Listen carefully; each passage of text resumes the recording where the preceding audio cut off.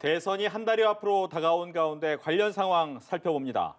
여야 대선 후보 4명은 오늘 오후 나란히 농업정책 비전을 발표할 예정입니다. 네, 국회 취재기자 연결해서 자세한 소식 들어보죠. 김수강 기자.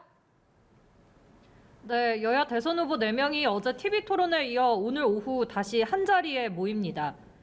민주당 이재명 후보와 국민의힘 윤석열 후보, 국민의당 안철수 후보와 정의당 심상정 후보는 잠시 후 오후 3시 잠실 종합운동장 학생체육관에서 열리는 농업비전 발표회에 참석합니다. 농업정책을 발표하며 어제 TV 토론에 이은 정책 대결을 벌일 전망입니다.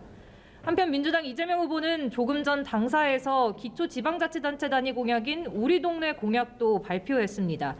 이 후보는 기초지자체 단위 공약까지 꼼꼼히 챙긴 건 대선 최초라고 의미를 부여하며 그간 메타버스를 통해 지역에서 들었던 수건 사업들을 모아 공약화했다고 설명했습니다.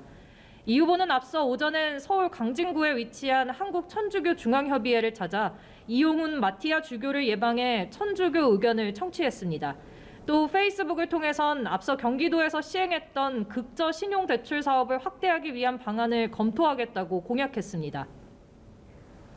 네, 야권 후보 상황도 알아보겠습니다. 국민의힘 윤석열 후보는 오늘 어떤 일정들이 예정돼 있습니까?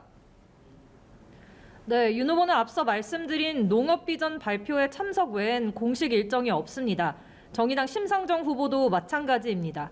다만 윤 후보는 연속적으로 내놓고 있는 생활 밀착형 공약, 윤석열의 심쿵 약속 30번째 공약으로 알레르기 환자에 대한 진료 정보 공유 시스템을 구축하겠다고 발표했습니다. 또 짧은 영상으로 공약을 소개하는 59초 쇼츠를 통해서는 법정 양육비를 악의적으로 주지 않는 이른바 배드파더스의 양육비 미지급 건에 대해 정부가 피해자에게 선지급하겠다고 약속했습니다. 동시에 최종 면접자 자율 피드백 의무화도 공약했는데요.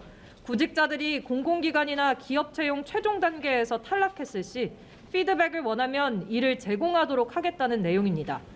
국민의당 안철수 후보는 배우자 김미경 교수, 외동딸 안설희 박사와 함께 지하철 출근길 인사 등 오전 일정을 소화했습니다.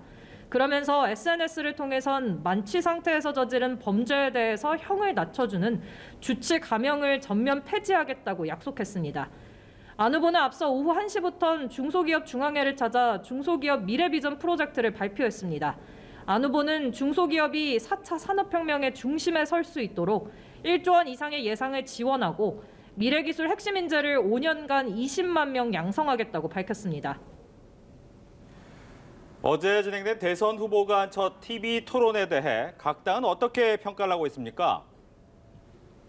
네, 코로나 확진 판정을 받고 공식 일정을 전면 취소한 민주당 송영길 대표는 자신의 SNS에서 준비된 대통령 후보와 급조된 후보를 보여주는 토론회였다고 평가했습니다.